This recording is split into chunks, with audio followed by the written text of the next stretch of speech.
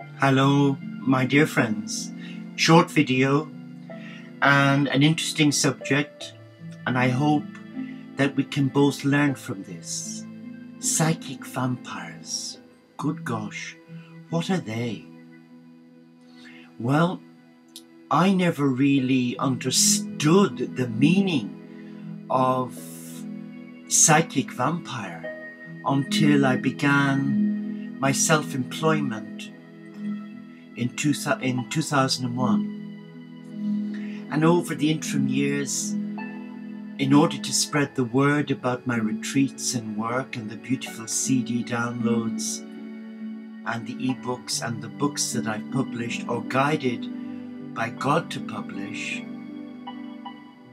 I had to do some networking, and several close friends suggested I do the Mind, Body, Spirit festivals, which I did. And I found them at first quite interesting.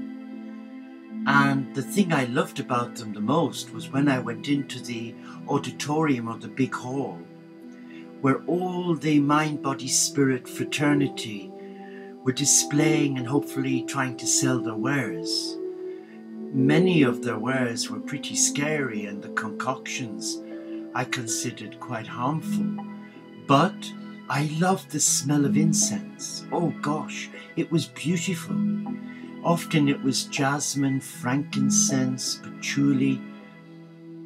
And then on our little stall, we were actually talking about angels, the messengers of God.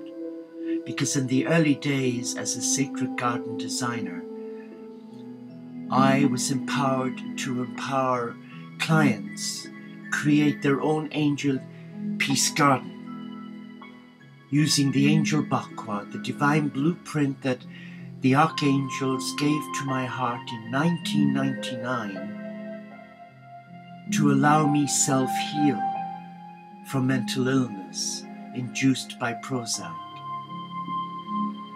And here in our little monastery, we've created such a healing garden where many people come. Some come with a flask and sandwiches and sit and eat and enjoy the beauty of the peace and the silence. But in these festivals, what I found, particularly in our little stall, we would be having lots of people coming to us. And they had that glazed look. And I could never really understand what it was they were looking for and whether or not they were listening to what you were saying. And I found many of them were lost souls, wounded souls, deeply troubled souls. And I remember one such festival in Ireland at the Royal Dublin Showgrounds around the St. Patrick's Day weekend in 2004.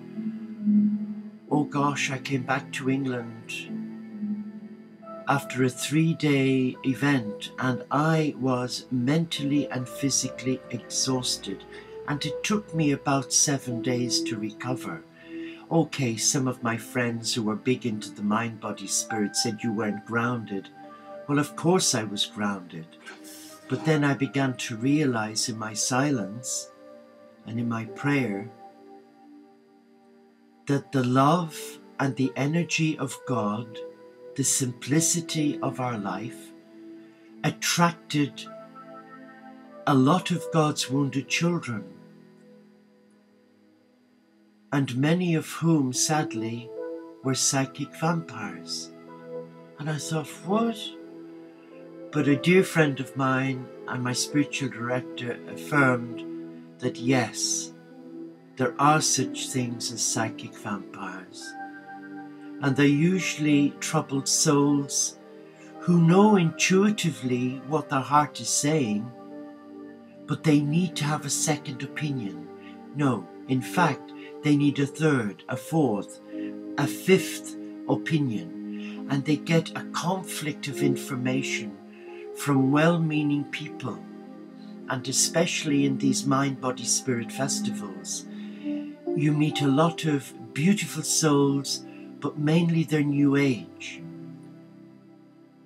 or now I would say past age.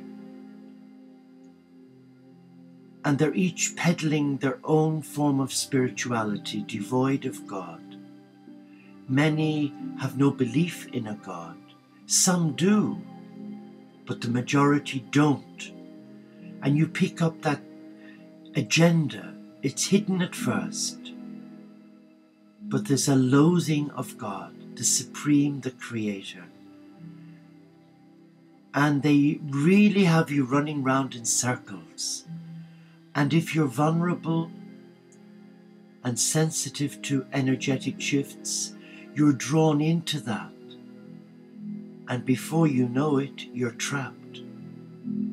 But a lot of the beautiful souls that came searching for a message from their angels, I would say to them, angels must not be worshipped. They are messengers like you and me.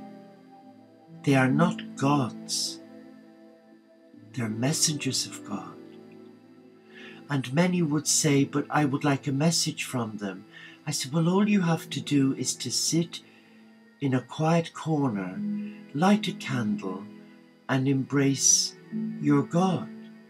And ask, use your gift of free will, and ask God, Mother Earth, whoever you believe in, and ask them to allow your guardian angel, who was given to you from the moment you were born, who was assigned to you by a loving God, to walk alongside you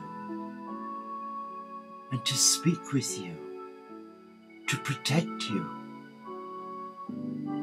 And then you could picture that vacant look again. It was like a saying that they have in school today, talk to the hand, the face ain't listening. At first I didn't get that, but now I do. But that vacant expression was they had shut down and they would only accept what their head was telling them, and their heart was completely closed, maybe through fear, maybe through willful neglect. I don't know, because I'm not here to sit in judgment, only say that I have met psychic vampires, at first totally ignorant, but their impact on your life is quite devastating, because they latch onto you like a rash and they won't let you go. They stalk you, they hound you, and they're not listening. It's like some of the clients I befriended in different parts of the world. They would phone me years later and say, hello, Brother Sean, do you remember me? And I'd say, yes. And how are you? Well, I'm still no different to when you seen me last. And I'd say, why not? Ah, no, it's like this, but you'll understand because you're a monk.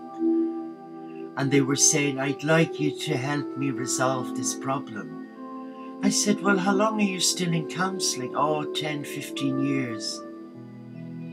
Well, then I said to them, you need to do one of two things. What's that, Brother Sean? I said, I'd sack your counsellor and I'd sack you. Because I've never, as a trained spiritual counsellor, never gone beyond 3 sessions. And it's about empowering the client to take responsibility through love. But here we were having a scenario of, I'm the victim, you're the monk. You can give me a plaster and make it better.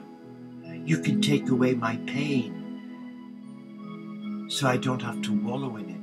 It was a load of nonsense. They were just totally draining. And as you were interacting on the phone, or if they came to the monastery, you could see that they'd closed down. They did not want to listen, and they did not want to take responsibility. And sadly, we found that with 2 or 3 members in our community. They come on board, they join, but they have an agenda, their terms. They're not willing to take part. But if things go wrong, and they're challenged in a loving way, they become vitriolic. And they create mayhem by going behind your back. But they have a latching effect. Be on your guard and dismiss such vampires with a blessing and hold them in your daily prayer. But be warned, they exist.